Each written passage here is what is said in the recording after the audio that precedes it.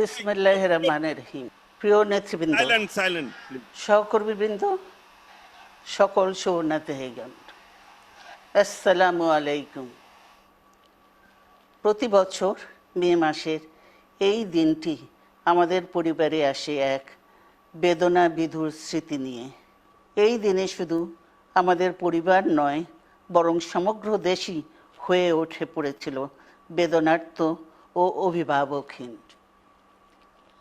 আমাদের প্রিয় মাতৃভূমি বাংলাদেশের জন্মের সাথে জড়িয়ে থাকা এক অবিচ্ছেদ্য নাম শহীদ প্রেসিডেন্ট জিয়াউর রহমান, যে চট্টগ্রাম থেকে স্বাধীনতার ঘোষণা করে তিনি এ দেশের সাথে তার নাম অবিচ্ছেদ্য করেছিলেন।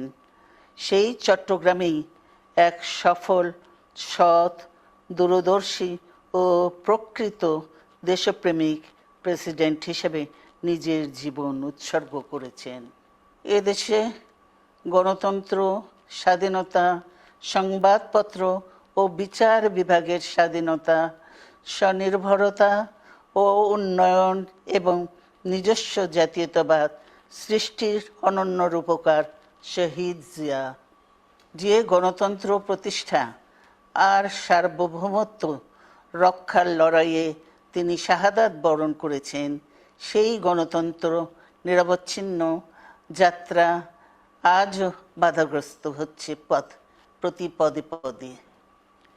খুব শীঘ্রই আমরা বাংলাদেশকে গণতন্ত্রে পুনঃপ্রতিষ্ঠিত দেখতে পাব।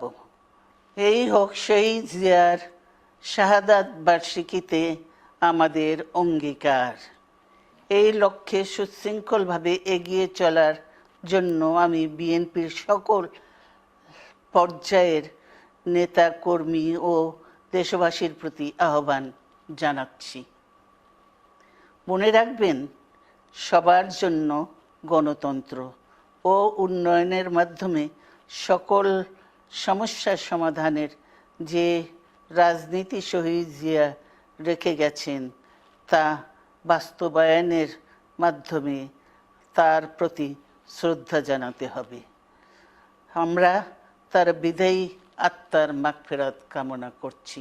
আল্লাহ হাফেজ। বাংলাদেশ জিন্দাবাদ।